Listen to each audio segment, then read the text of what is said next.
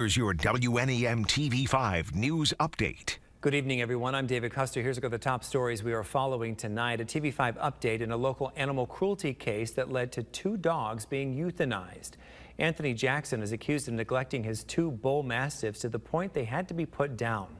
Jackson owned the dogs since 2021, and the pair developed a painful disorder affecting their paws. And Sheriff Chris Swanson says Jackson refused to get them treatment.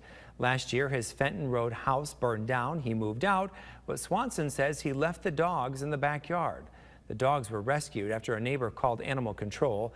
Jackson is now out on bond. His next court date is not yet scheduled. 2 people were injured when a pickup truck crashed into a Gladwin County transit bus.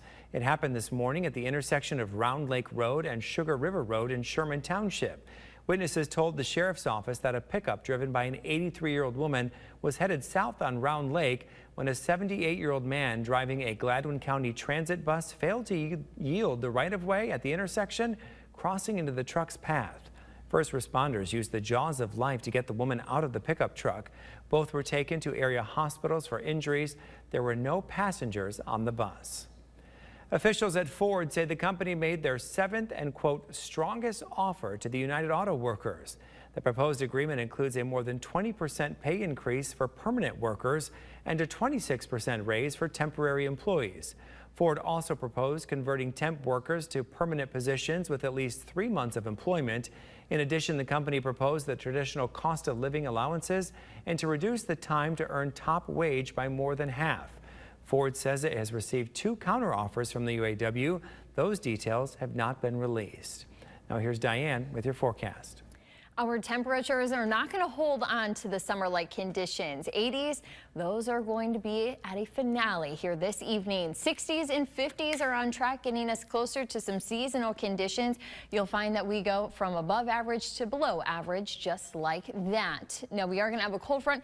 That's going to be what brings us this change of pace, and you'll actually have some rainfall out ahead of the front that comes in after midnight. You'll see the swath of rain is going to start in our northern and western communities, and that's going to continue to sag across mid-Michigan, and some of us will have a wet wait at the bus stop tomorrow morning. Though we could have some heavy and steady rain at times, severe weather not expected, though you might hear a rumble of thunder.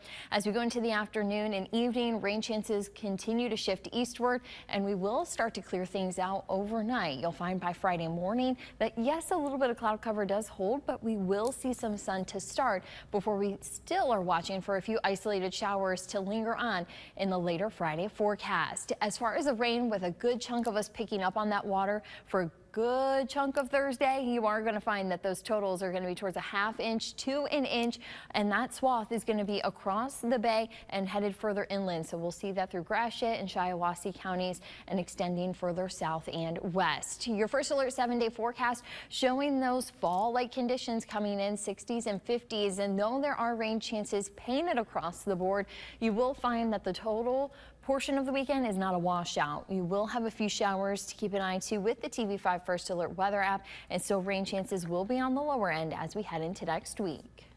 Remember to tune into WNEM TV5 on air and online 24/7 for the latest news, weather, and information.